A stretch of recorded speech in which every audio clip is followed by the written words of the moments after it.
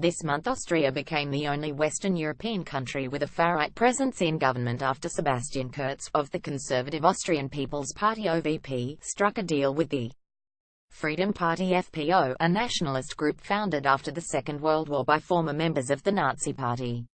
Austrians who replied to a Guardian call-out say they are outraged by the move and fear the coalition may legitimize far-right sentiment and increase divisions in society.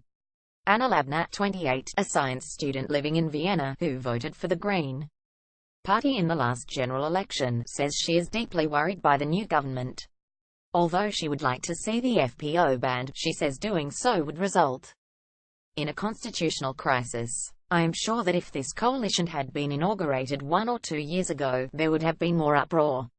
But Donald Trump has stirred up so much sensationalism that I have become a bit numb to all the ways I have to worry about our society going downhill, she says. There is a fear among many respondents that the OVP has swung to the right. They say it has jumped on anti-immigration and anti-refugee sentiment to win votes. At 31, Kurz is the youngest head of government in the world, and voters who responded to our call-out say they are wary of his motives.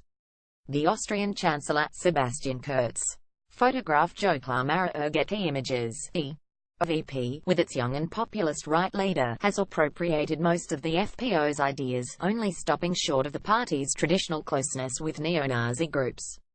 The OVP is not grudgingly forming a coalition government with the FPO out of lack of alternatives. They are happily joining forces, says Labna.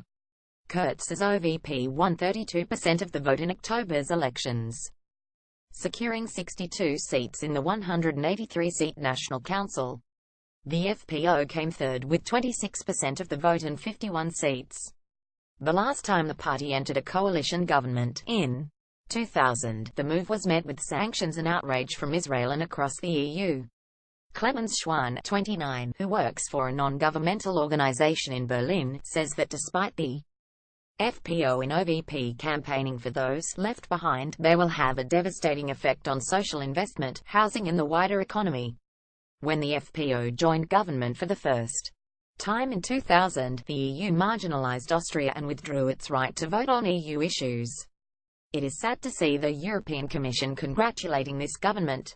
We need a new pan-European coalition against right-wing populist parties in EU governments, he says. Many of the respondents say the two main parties, the Social Democrats SPO and the OVP, are to blame for failing to sensibly address voters' fears. Ingrid Haunold, a freelance writer from Vienna, voted for the New List Pils, a party founded by a former Green parliamentarian, which entered parliament for the first time after the last election. Austria took in many refugees, as we should have, but the government did not do enough to ease people's fears in regard to cultural and religious differences between mostly Catholic Austrians and the newly arrived, mostly Muslim, refugees, she says.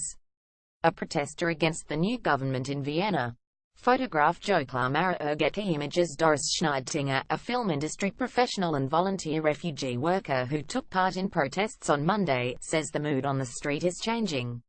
A few months ago people thought negatively about refugees, foreigners, LGBTQ people, of course, but they often didn't say it out loud. In the last few days, friends of mine from Iraq or Afghanistan have experienced being spat at in a bus, being called damned refugees in the underground, she says. Students, feminists and anti-fascist groups took to the streets this week in protest. People held placards reading, "Refugees welcome, Nazis out," and "No Nazi pigs." But although many respondents said they had attended protests, turnout was weaker than hoped. Many respondents, like Sabina, a project manager living in Vienna, say the numbers are not indicative of the public mood. She says she, and many of her friends, are taking their protest to social media. The idea of taking it to the street is also futile. It won't improve anything. The trust is already broken, and all a larger-scale protest could achieve is more instability in the capital. The ones who have influence should be taking action. However, the president approved the coalition, so our number one hope is gone, she says. Schneidtinger agrees that the protest should continue online, and long after this week. You can keep your eyes open and confront people if you witness racist assaults. Protest like this is just as important, if not more important, than demonstrations. The party has been looming over us for decades, always just not making it into the government. Except for 2000, but that was very different, because the reaction of the whole world and especially the EU and also the OVP was different, she says. Not everyone who is against the FPO agrees that the coalition is such a disastrous move. Some respondents, including Michael Haas, who works at Vienna's Music and Performing Arts University, says this is a wake-up call for the main parties, with many hoping there will be snap elections before 2021, after which a new government can be formed. After years of a paralyzed grand coalition between centre-right and centre-left, it was unavoidable. The Socialist Party came second in this election, and Austria has a former leader of the Green Party as its president. The Greens had self-destructed. The present government remains European in outlook and open in a way that the UK isn't. Austria has a system of checks and balances, and I do not see the country heading down the path of parties like the Front National in France or even the UK's Tory party, he says. I didn't protest because what would have been the alternative? An extension of a dysfunctional grand coalition under a new leader.